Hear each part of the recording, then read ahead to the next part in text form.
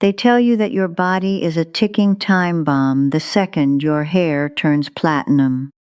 Well, they are lying to you. I am 103 years old. I am sitting in my living room wearing a bright neon silk dress.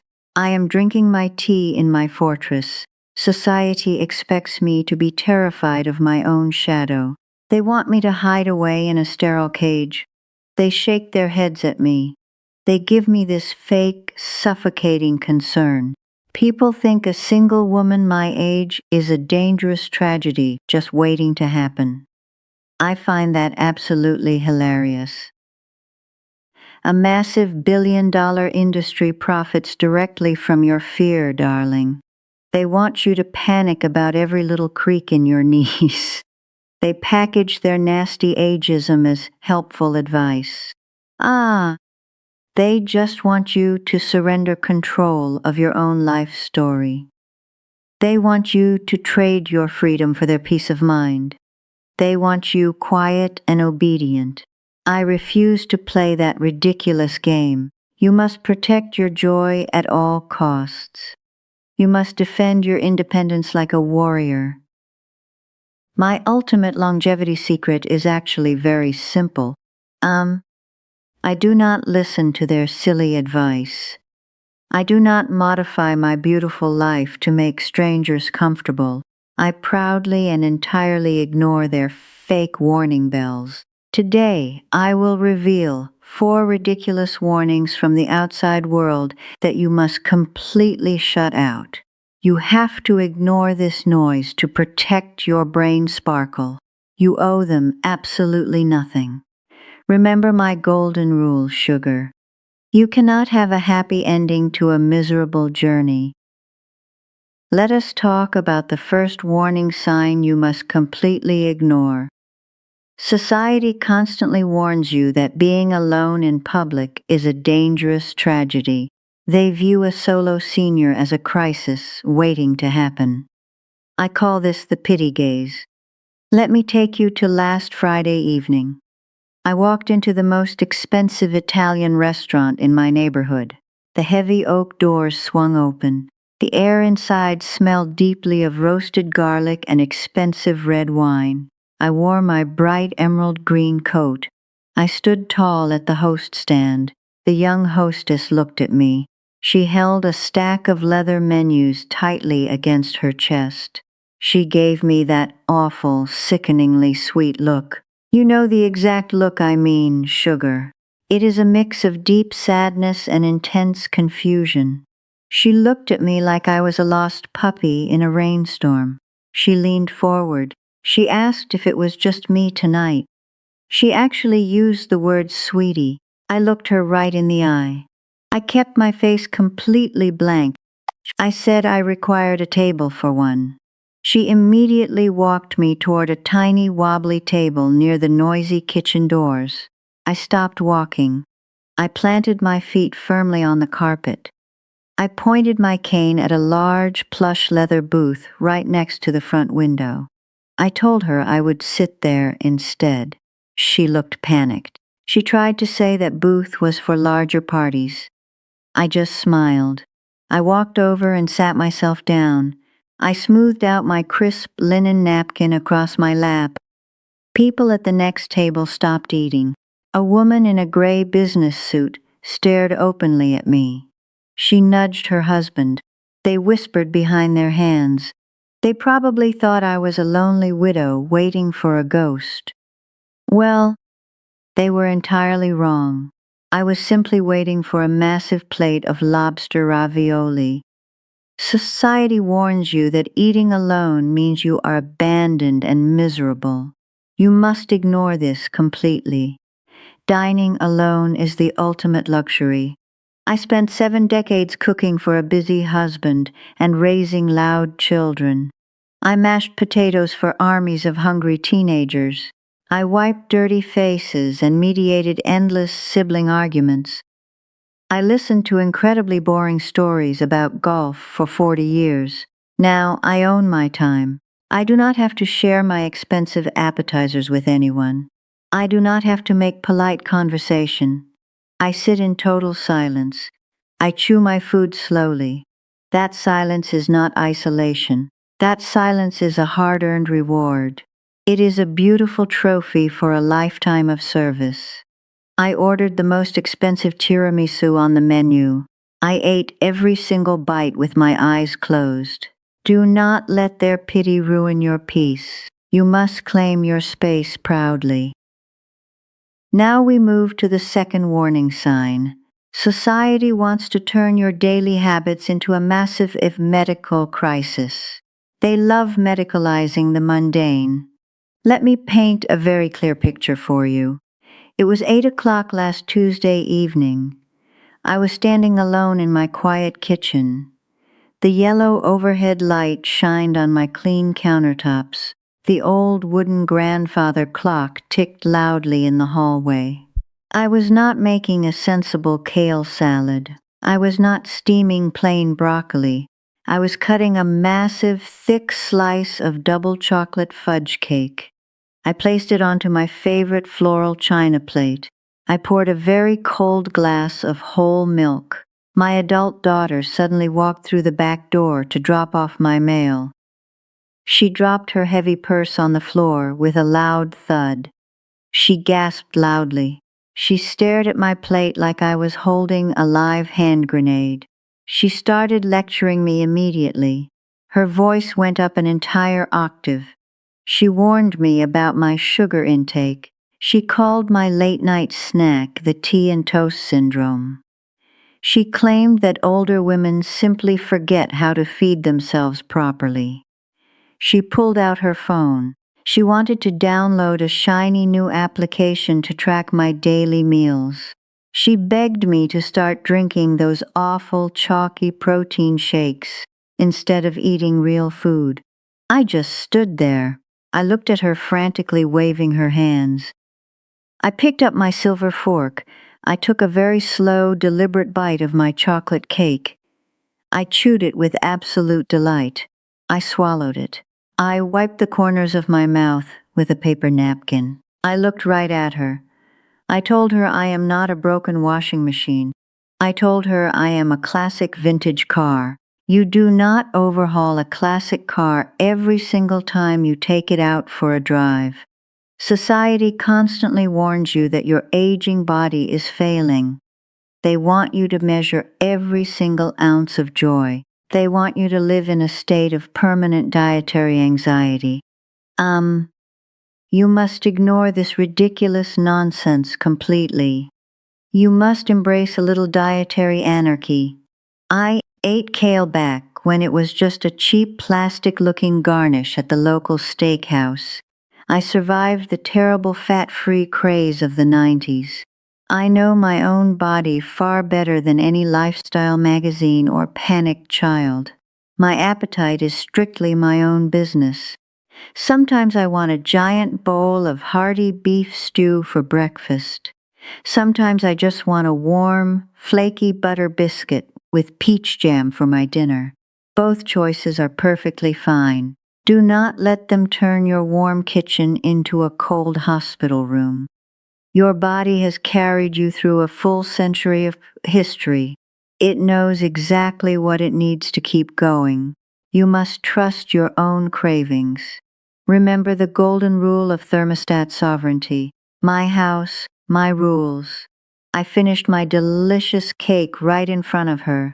I washed my china plate in the sink. I went up to bed. I slept like an absolute baby. Let us move on to the third societal warning. Everyone suddenly decides your family home is a deadly trap. They suddenly panic and tell you your house is too big. They tell you to sell your beautiful history. They want you to move into a tiny square box. They want to paint your entire life a very boring shade of giving up beige. Let me tell you about a real estate agent named Brad. Brad wore a very shiny blue suit. He wore far too much cheap cologne. He knocked on my solid oak front door last month. He handed me a heavy, glossy brochure. The brochure featured smiling old people. They were staring blankly at a television set. They all wore identical gray sweaters. Brad looked around my grand hallway. He pointed his sweaty finger at my beautiful wooden staircase. He called my beloved stairs a massive safety hazard.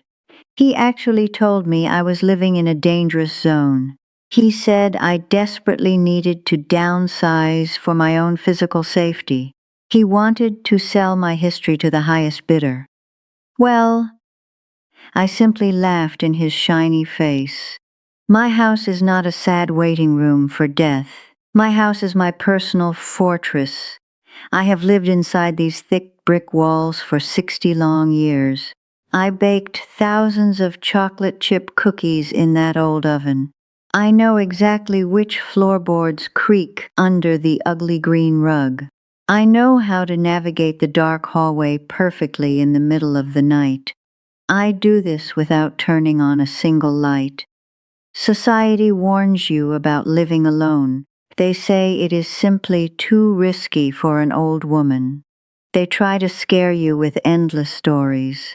They talk about tripping over a rug.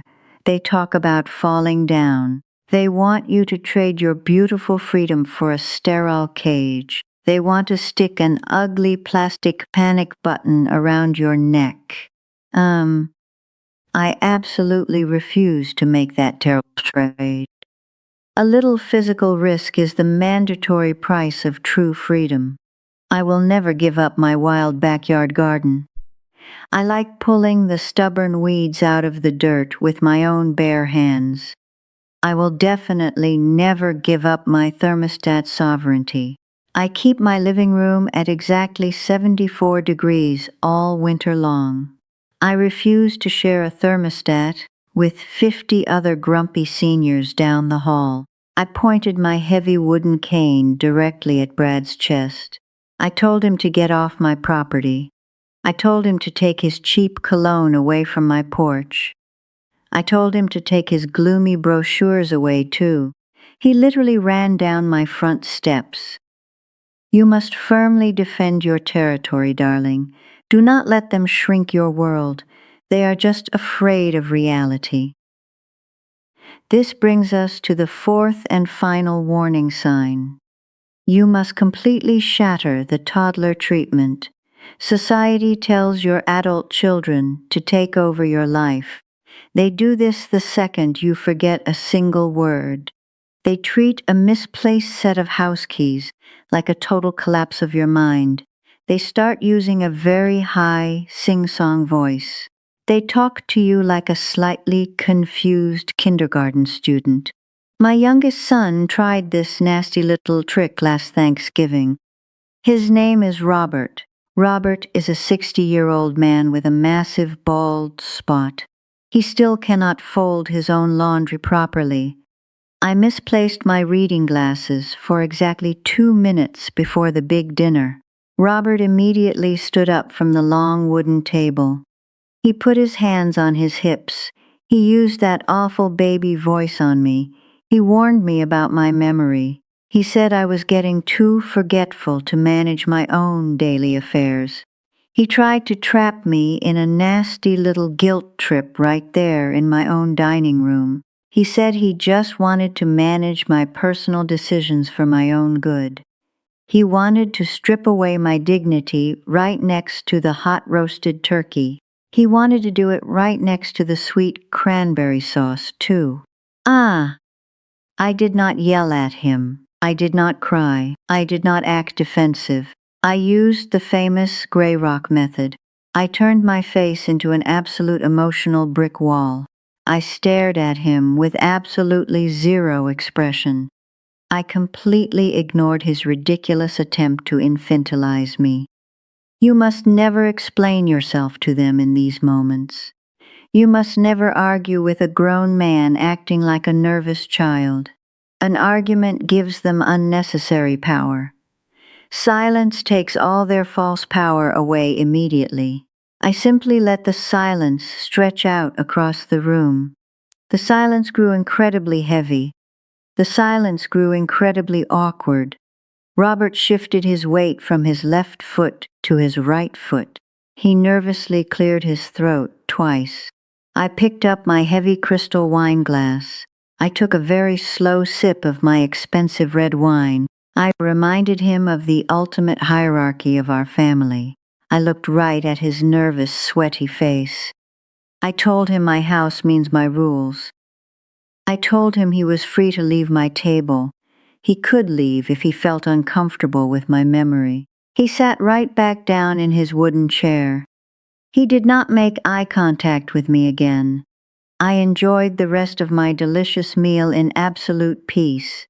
Do not let society convince your children about anything. They are not suddenly your strict parents. You earned your beautiful brain sparkle. You survived a full century of global chaos. You survived terrible historical tragedies. You survived long wars. You can certainly manage your own daily schedule. You can definitely find your own glasses. You must ignore their dramatic warnings. You must ignore their fake concerns. You are the absolute author of your own life until the very last page. Let us wrap this up before my tea gets completely cold. Society will always try to call you stubborn. They will label you as eccentric. They will call you incredibly unreasonable. You must treat those silly labels like a beautiful, shiny gold medal. They call you difficult. This just means you refuse their broken system. You survived their attempts to cage you. Oh, I want you to stop apologizing for your beautiful life. You never have to explain your choices to strangers. You never have to justify your happiness to your adult children. Your age is not a sudden tragedy. Your age is a magnificent fortress. You built this fortress with your own 2 hands. You survived a century of chaos to stand right here. You earned every single silver hair on your head. You earned the absolute right to eat a giant slice of chocolate cake at midnight. You earned the right to ignore their ridiculous pity at the Italian restaurant. Ah! You owe them absolutely nothing. They want you to feel small and afraid. They want you to surrender your power quietly. You must refuse them completely. I want you to turn off this bright screen right now. Stop scrolling through this endless internet nonsense. Put your phone face down on the kitchen counter. Walk over to your biggest window. Pull back the heavy curtains. Look at the beautiful sky outside. Notice the small details of the world. Take a very deep, slow breath of fresh air. Let your shoulders drop. Relax your jaw. Go make yourself a very strong, hot cup of chamomile tea. Pour it into your most expensive china cup. Do not save the good china for a special occasion. Today is a special occasion. Sit in your favorite plush chair. Let the absolute quiet of your own house wash over you. Enjoy the beautiful sound of your own silence. Feel the warmth of the teacup in your hands. Do not worry about tomorrow. Do not let a single person steal your joy today. Protect your glorious freedom at all costs. Guard your brain sparkle fiercely. I am incredibly proud of you. I am proud of the life you built. Go enjoy your evening, sugar.